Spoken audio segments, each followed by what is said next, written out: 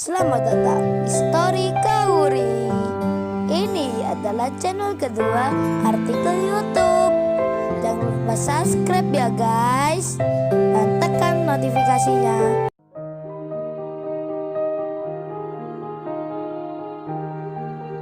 Kisah pemuda kaya, anak bos besar, pemilik 73 perusahaan, yang menjadi cleaning service. Episode 28, diceritakan sebelumnya, dua orang teman, yang sedang bekerja, membersihkan lantai, di suatu mall ternama. Mereka itu bernama, Kenshin dan Iwan. Di tengah pekerjaannya, mereka mendapat masalah, lantaran seorang pria, yang juga pengusaha, bersama temannya, serta kekasihnya, merasa terganggu dengan keberadaan cleaning service tersebut, yang mereka anggap telah menghalangi pandangannya dari menonton konser yang sedang berlangsung. Alhasil, pengusaha muda yang diketahui namanya Yudis Dirgantara itu segera menghampiri, lalu menegur salah satu cleaning service itu.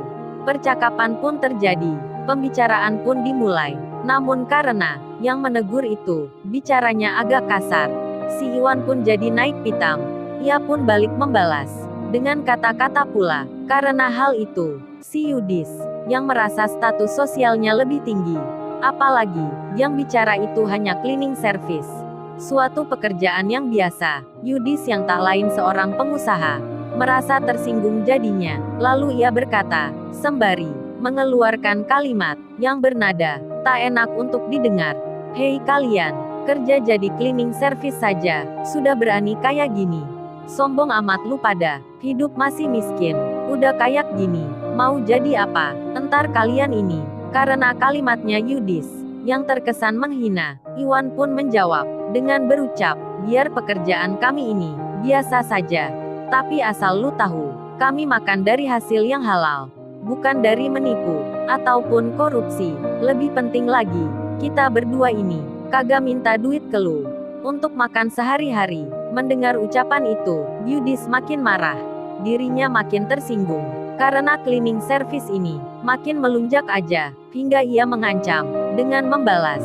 Yudis itu berucap, "Oke kalau gitu, lu sudah merasa hebat ya dengan kerjaan kalian sekarang. Apa lu tahu, jika salah satu pengelola mall ini adalah relasi bisnis dari perusahaan gua? Tunggu bentar, saat ini juga kalian akan saya laporkan.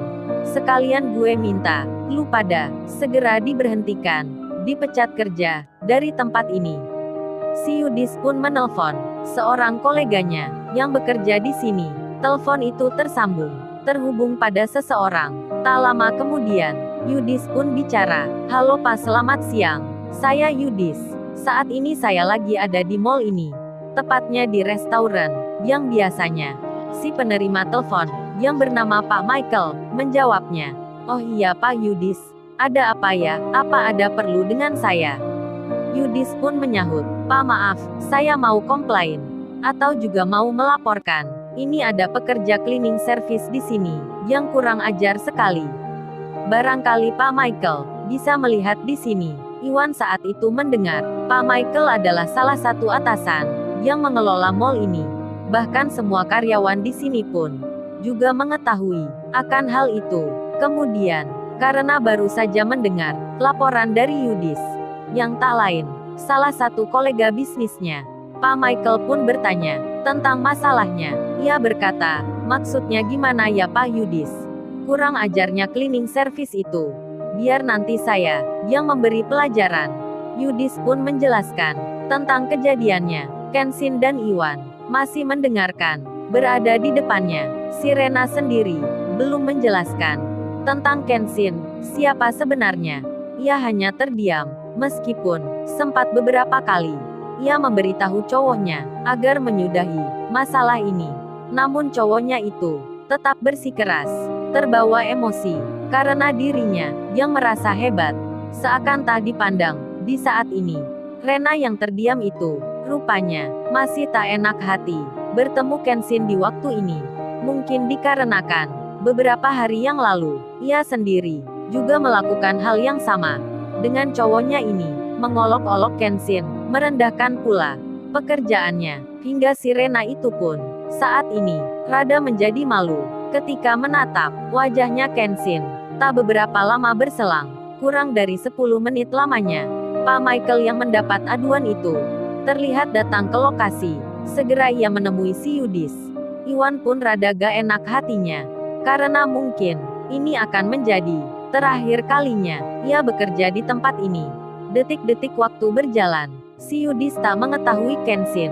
Jika Kenshin tak bekerja di sini, senada dengan Rena pula, ia tak mengetahui juga tentang Kenshin yang hanya membantu pekerjaan temannya. Kemudian, tiba-tiba, si Yudis menunjuk dengan jarinya yang mengarah pada Kenshin dan Iwan. Lalu ia berucap, "Ini Pak mereka yang kurang ajar itu. Cleaning service yang tak tahu diri." Suasana saat itu masih begitu ramai. Suara musik juga terdengar di mana-mana.